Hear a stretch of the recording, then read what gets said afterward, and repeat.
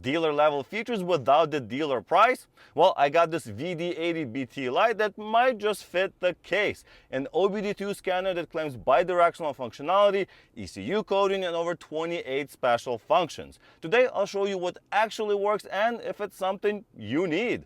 Let's check it out. This is a pro-leaning device, has dealer capabilities, has the newest 2025 software, very nice to use, and of course it has a little stand on the back and a camera so you can add pictures to your report.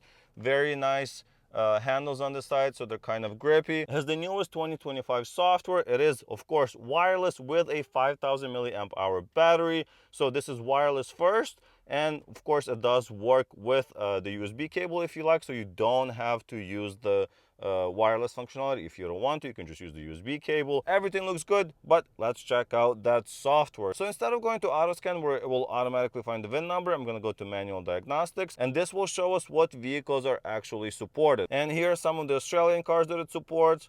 Let's go to China. Here are all the Chinese cars. Asia, I don't know why China is not under Asia, but here it is.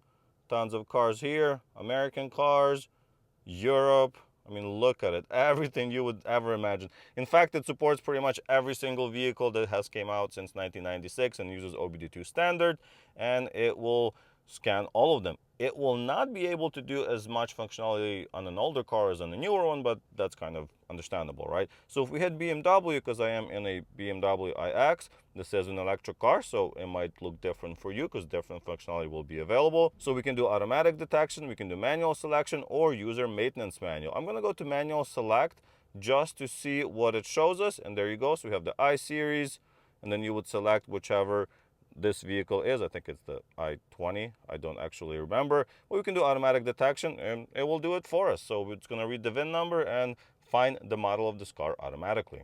And there you have it. It has found our VIN number, the model series, the model year, vehicle model, everything. So we're just going to hit yes. Okay, that is correct. And as soon as it's done, we are presented with the main kind of BMW menu. We have the pre and post scan. So this is going to be more of a health report.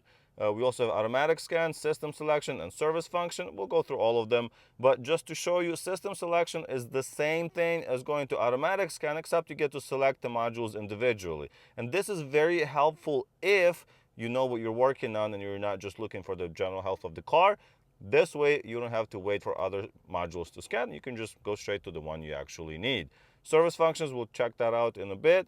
Automatic scan, once again, it's going to scan all of the modules, but let's do pre and post scan. So this will scan the entire vehicle and give us a report. And look how quickly it goes. This is one of the great benefits of having a newer unit like this with 2025 software. It will be very quick. This also has the latest CAN-FD and DOIP bus protocols, which means it's this fast, and it works with the modern vehicle. So it's going to find all of the modules, and it found 33 different modules on this vehicle. We have a few faults, or what looks like faults on these modules, so let's expand this one. All right, so it looks like there's some signal quality low and surround sound camera signal was not received, gear selector. So yeah, looks like there's a lot of stuff, but what we can do is just create a report. I'm going to save this report. Save successfully, and now I'm gonna clear all of the DTCs from the modules. So it's gonna clear these codes from each module and then rescan it and see what is actually remaining, because a lot of codes might have happened, you know, a month ago or so, and they just kind of sit there until somebody scans it or tries to figure it out or clears it and see what else is left. And that's the important stuff. So we're gonna give it a minute. And there you go, it's done. And now, as you can see, there is nothing. But of course, you should be paying attention to what you see. If it keeps coming back, well, you know you have an issue, right? But we can do this report again. So we'll do the DTC report. I'm gonna save it. So now we have two different reports. We have the pre-repair or pre-clearing the codes report. So we can go in here, right? Click on that, and we have all the systems with the issues. You can print it, you can share it. And of course, you can add your own logo in here and add your company information, so that will make it a little bit more presentable. And then you have the other report, which will show you the after report and after the clearing of the codes, and then you can see the difference. So that was the pre and post scan. Now let's check out automatic scan. Let's see what that does. So this should scan the entire system in a very similar way, but it gives you the diagnostics option. And of course, you can still create the report and clear the DTCs and check the list and all that stuff. So as an example for you, I will select a module that should be pretty interesting. For example, let's do the traction motor electronics. And look how fast it loads from me clicking diagnostic to this. It's instant, which is amazing. Honestly, that's so helpful when you are working in cars where stuff is fast. And here we have a few options. We have read DTC, clear DTC, live data, read freeze frame, and actuation testing. So let's do read DTC from here. So you can go in, no DTC available, but if there were some, we can clear those. Of course, we also have live data. So this is what you're paying, a little bit more money for. On a lot of the cheaper scanners, you will not be able to see live data on different modules. You might be able to see it in one or two modules, like the engine module and the transmission module. On this one, it's on all modules in all systems. So that's really important. This is an all system scanner. Well, let's just do all of them. I think that's going to make it a little bit more interesting, and we'll see a bunch of items here. And as soon as it loads, look at all of this cool information. So we have like the motor working mode. Well, of course it's not working because we're stationary right now. We have the intermediate circuit voltage, so 370 volts. Look at that. We have 3 different phases and what amps they're at. So of course you can have somebody else drive the car, and you can have this wirelessly in the back or on the side and just check all that information. We have our inverter temperature, so the car is charging at the moment. We're at 100 degrees. Stator motor temperature, rotor motor temperature, coolant temperature, high voltage DC plug temperature. So look at that. It's at 400 degrees. I'm not sure if that's supposed to be like that, but it is charging at the moment. So maybe that's how it works. I'm not sure, but interesting nonetheless. Very cool information here, of course. Now, there's more to this than just live data. We also have actuation testing. So if we go in here, we can, on this module, reset the control unit. So of course, looking at the electronics for the motor module, it doesn't seem that impressive of bidirectional functionality, but that's mostly because there's not really much to control there. However, if you go to something like the footwell module, right, we can go to this one and go to actuation testing. We'll see a lot more things we can actually control from this unit. For example, we can do the window crank, right? I don't know if I want to open all of them, but okay, let's open window. So I'm gonna hit go. You see that?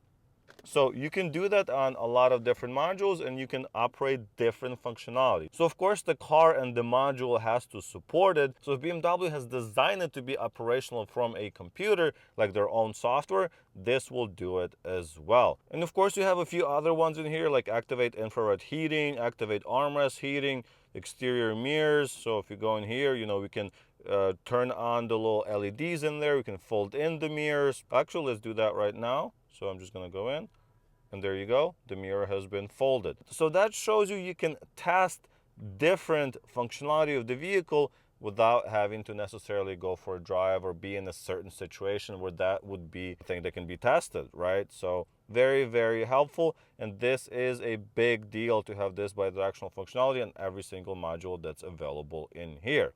Now, other than that, what else can you do with the scanner? Well, we can go to service functions. So if we go back into here, there are some maintenance functions.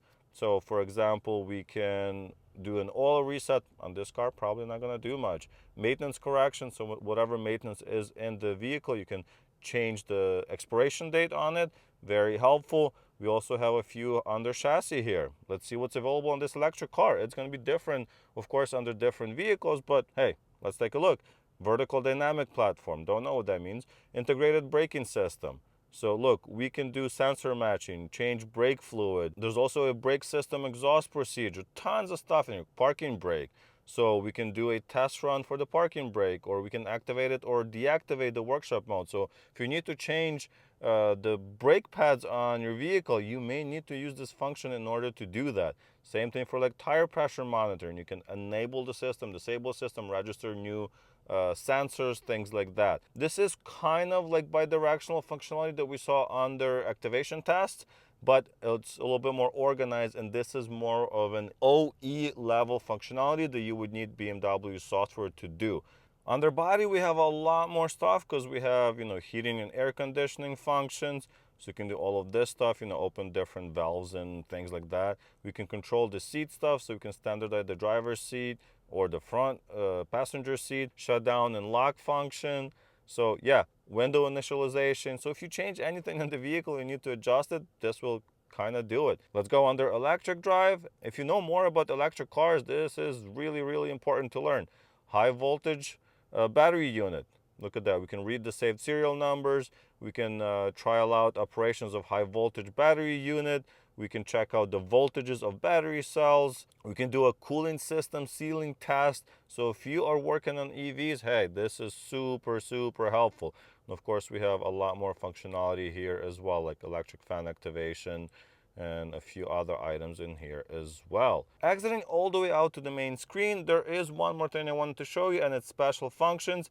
It will not be super relevant on this electric vehicle since a lot of it is not applicable. These items are basically what we just saw, except they are presented in a very nice special function area here. This will be much better on other vehicles that are not like BMW, where the special functions are included in the diagnostic software, but you get stuff like oil resets, electric parking brake, enable and disable, so you can put it in maintenance mode, battery management system, reset injector coding, throttle position sensor, ABS bleeding, gearbox adaptation to PMS reset, power balance, airbag resets, high voltage batteries. So this might actually work on this car, but everything else, maybe not. Tons of stuff, and of course your car has to support this for that to work. But that's pretty much it. As you just saw, this unit does have OE level functionality. It can scan all of your modules. It has bi-directional functionality, has a really nice screen. Even though it looks very reflective on video, I know it's actually really nice and easy to read in person. It has guided repair. It has 28 special functions. You can even do some ECU coding and module replacement functions. So the PMI function that easily allows to transfer and match new modules for like Ford, Lincoln, and Mazda cars. You're also able to disable some annoying features using this. It's also really, really fast. So the system works fast, it scans fast, and it goes between different modules and functions very quickly as well, which is so helpful. One negative is that, well, you will have to pay for updates after 2 years. Of course, if you're not working on any newer cars, you may not need to do that, but if you need the latest updates, you will have to pay for the updates after 2 years. With all that said, check out the links in the description if you'd like to get yours. Like the video if you found it useful. Thank you so much for watching, and I'll see you in the next one. Bye!